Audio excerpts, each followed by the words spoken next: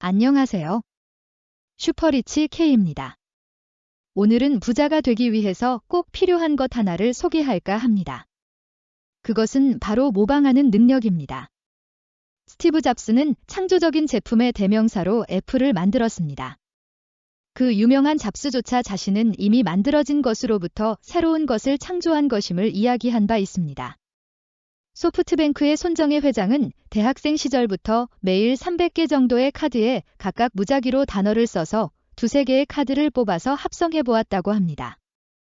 이를 통해 나온 것이 그 당시 엄청난 인기를 끌었던 전자사전입니다. 이건 모방하는 능력뿐만 아니라 연결하는 능력을 이용한 것이긴 합니다. 제가 말씀드리고 싶은 것은 세상에 완전히 새로운 것은 없다는 것입니다. 조금 더 가까운 예를 들어보겠습니다. 우리가 아는 위인들은 대부분 자신이 닮고 싶은 위인을 두고 항상 마음에 새기고 있습니다. 워런 버핏은 가치투자라는 개념을 정립한 빌 그레이엄을 고담 펀드를 통해 수조 원을 가치투자로 운용하는 가이 스파이어는 워런 버핏을 모방하였습니다. 저는 이 세 분 모두 존경하고 각각 공부하여 저만의 방식으로 이용하고 있습니다. 여러분은 어떤 사람을 마음속에 품고 닮아가려고 노력하나요? 제가 이 세 명에게 배운 제일 중요한 것 중에 하나는 한편에서 언급했던 잔전마진이라는 개념입니다.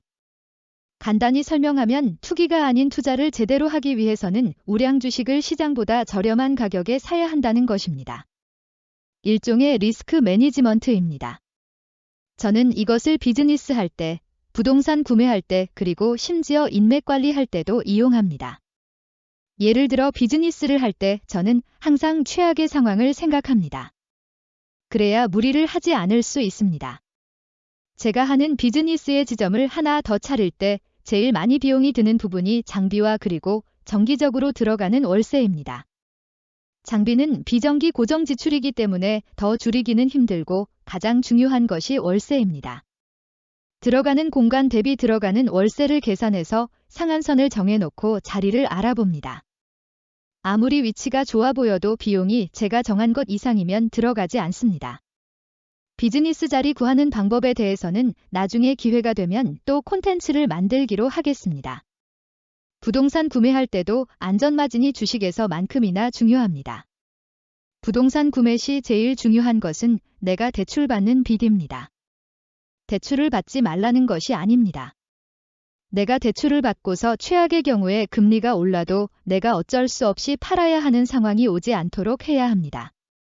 즉, 미래에 올 수 있는 리스크를 계산하고서 부동산을 구매를 해야 합니다. 현재 한국은 세계적인 금리 인상으로 영끌족들은 엄청난 고통을 당하고 있습니다. 3억을 2%에 빌렸는데 지금 미국의 지속적인 기준금리 인상으로 2022년 12월 기준 5%까지 인상함으로써 대출금리는 7, 8%대까지 올랐습니다. 그러면 단순 계산을 해보면 월 75만 원에서 200만 원 정도까지 대출금이 올랐습니다. 이 정도면 거의 보통 사람들의 한 달 월급을 매월 은행에 내고 있는 것입니다. 더욱 걱정되는 것은 미국 연방은행에 의하면 2023년에는 기준금리가 5, 6%, 즉 대출금리는 8%까지 금리 인상을 예상하고 있습니다. 그래서 안전마진이 중요하다는 것입니다. 부동산 구매 시 두 번째로 중요한 것은 주식과 마찬가지로 시장 가격보다 최소 15% 이상은 저렴하게 사야 하고 이를 통해 높은 수익률을 유지해야 한다는 것입니다. 이를 통해 금리가 올라도 안전마진으로 인해 어쩔 수 없이 부동산을 팔아야 하는 상황을 막을 수 있습니다. 이런 전략은 주식과 마찬가지로 장기 투자를 위한 전략입니다. 월세 수익은 주식으로 치면 주식 배당금이라고 생각할 수 있겠죠. 인맥관리 관련해서는 네 번째 에피소드의 진정한 부의 의미는 관계에 있다 편에서도 언급했습니다. 그럼 이렇게 모방을 하기만 한다면 부를 쌓고 비즈니스적으로도 성공할 수 있을까요? 아닙니다. 단순 모방만으로는 성공하기가 어렵습니다. 우리는 카피캣이 아니라 모방을 통해 도리지널이 돼야 합니다. 모방을 하되 거기에 자신만의 해석이나 색깔을 입혀서 독창성을 만들어내야 합니다. 모방과 창조하면 떠오는 기업이 하나 있다면 아마존입니다. 몇 년 전까지 계속된 적대적 인수합병으로도 이름을 떨치기도 한 회사입니다. 아마존이 대단한 것은 끊임없는 모방과 창조에 있습니다. 아마존의 전 CEO 제프 베조스도 언급한 우리는 더 많이 실패해야 합니다. 라는 말은 저에게 큰 울림을 주었습니다. 아마존은 좋은 것이 있으면 모방하고 그게 아니면 그 회사를 인수합병을 통해 그 회사를 구매합니다. 이를 통해 AI 부분에서 앞서 나가고 있습니다.